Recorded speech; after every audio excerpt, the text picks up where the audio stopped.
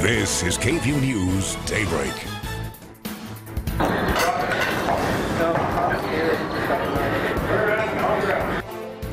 This morning, we are seeing new video moments after a student was arrested for a knife attack on the UT campus. Hear from the man who helped take down the suspect. And the latest on the fallout over President Trump's firing of James Comey, what the now former FBI director is urging the department to do. And they've been gone for a year, but could Uber and Lyft be making a comeback here in town? What's happening today that could override Austin's background check ordinance? Good morning, and thank you for watching KVUE News Daybreak at 4:30. We have some new information from overnight. A train derailment in Manor has shut down the intersection of Blue Bluff Road and Old Highway 20. You're looking at pictures here of the scene. The road won't open back up until 5 o'clock tonight. As you take a live look, you could see a very active scene. This derailment happened just after 2 o'clock this morning. Department of Public Safety says 3 rail cars overturned. The cars were carrying fertilizer and gravel. They say the intersection will be closed, as we mentioned, until late this evening. And here's the reason why. They have to bring in a large crane to remove those train cars, and that's going to take some time. Officials do not know of a cause. As far as injuries, there were none. Now let's take a look at our forecast, see what we're tracking with Storm Team meteorologist Erica Lopez. Well, quite busy for central Texas, not necessarily in our viewing area, but we still are monitoring a decent amount of thunderstorms just to the north and west of us. Notice not quite making it into the hill country. We've had some spotty showers for our eastern counties on the light side. This could develop into a little bit more spotty showers for your morning commute. So something you want to keep an eye out for. The atmosphere is very saturated. Temperatures right now in the lower 70s for the eastern half of our viewing area.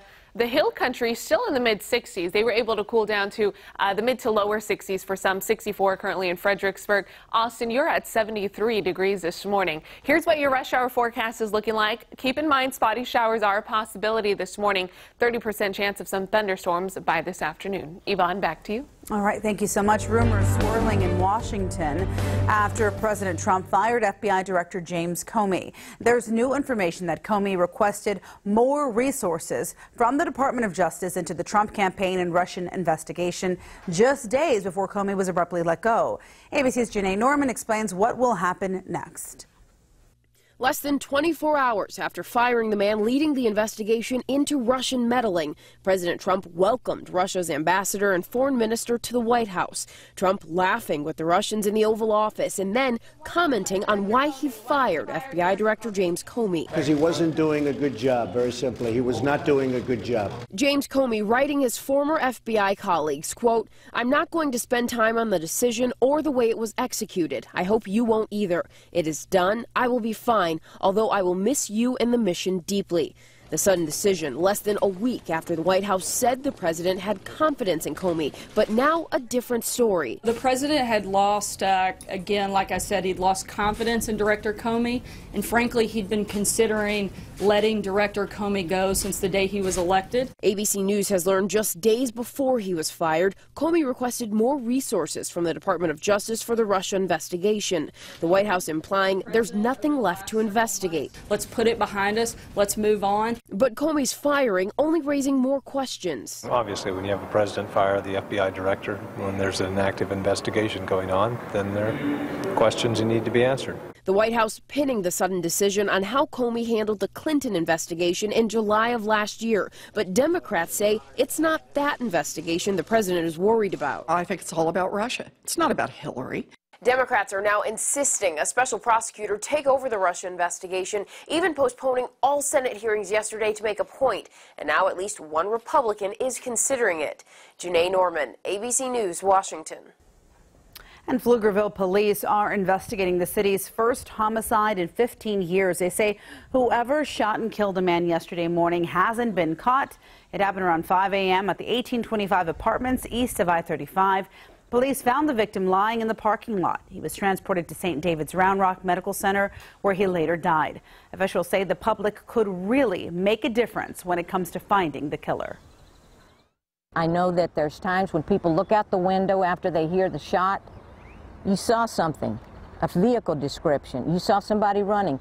Work with us. This is a plea for the community to come together and work together with the Pflugerville Police Department. Now, as far as how you can help out, well, check out the number here on your screen. It's 512-670-5700. Officers say if you think you have any information, any at all, maybe you think it might not even be important, still give them a call. Let them know. We could learn the name of the victim later today. Police describe him as a man in his early 20s. And KVUE has obtained exclusive new video of the moments after 4 University of Texas students were attacked on campus last week. And we're also learning from the man who helped police take down the accused killer.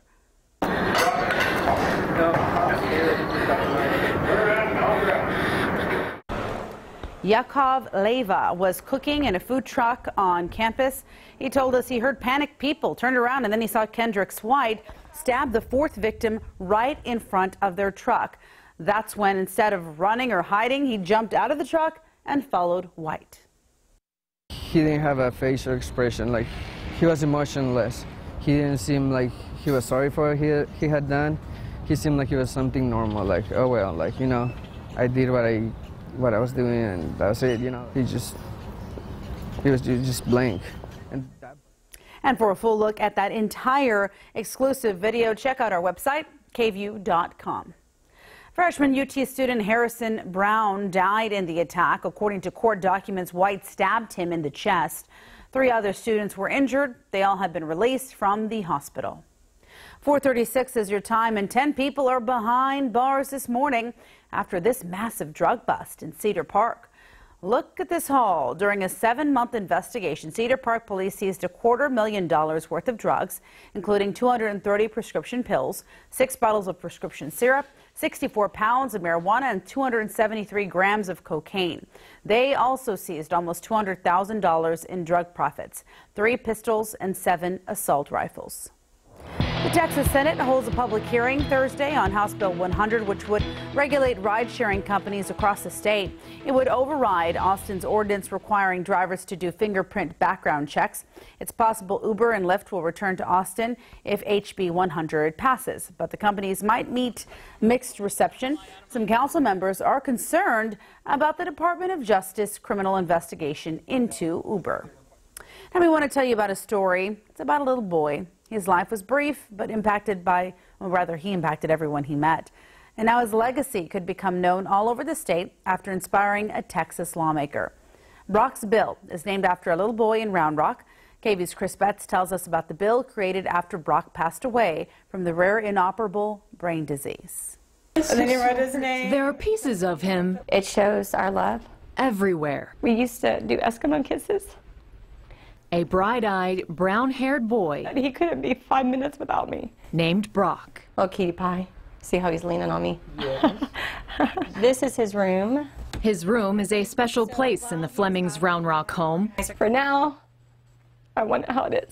Not because it's filled with superhero stuff, animals. He knew everything about them. Pictures of fast cars and burnt orange. I went to UT and my brothers did too, so he wanted the UT.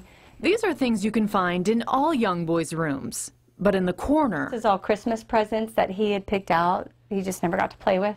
He never got to play with. That's because last year, 7-year-old Brock Fleming was diagnosed with cancer. To have your kid look at you and expect you to fix this and to tell them there's nothing, and so that's when his spirit started to go down. Like the superheroes on his wall, Brock fought his cancer with superhero strength. He battled for 7 months, and boy, did he battle. I mean, his breathing was very strained. His blood pressure was really high. His heartbeat was off the roof. Then, in December... That I heard a breath, and then I didn't hear a breath, that I had to get through it. Brock's body couldn't fight. And I don't think mentally I was ready to know that he was gone. Anymore. And then that's when James said he had passed. Brock died from a type of brain cancer called diffuse intrinsic pontine gliomas, or DIPG. And I didn't even know that was possible, honestly, for a little kid to get brain cancer. Now Brock's mom and dad are fighting to bring awareness about these 4 letters. A lot of the medical field, they don't even know what DIPG is. So no one else has to close the door to their child's room forever.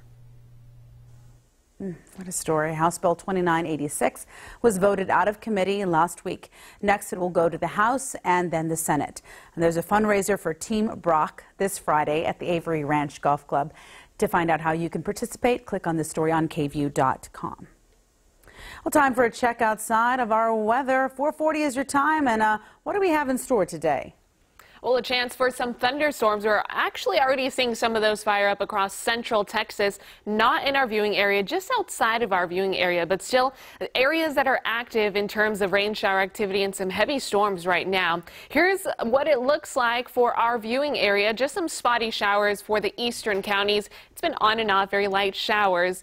And that's mainly because our atmosphere is so saturated. But we do have some storms just just west of us. One cell in particular is severe thunderstorm warned north of Mason County. Not going to enter into our viewing area as these storms are pushing to the north and the east. But just letting you know that our atmosphere is capable of some of these stronger storms developing. Here's a look right now at your temperatures. 70s for the eastern half of our viewing area, western half still in the 60s.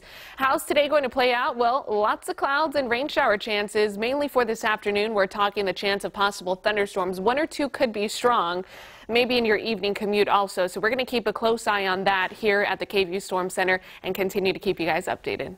Yvonne, back to you. All right. Thank you so much. Well, today, the oldest known veteran in the nation, Richard Overton, is celebrating his 111th birthday. The Austinite served in the U.S. Army from 1942 to 1945 during World War II. The University of Austin Club will hold a celebration from 11 a.m. until 1 p.m.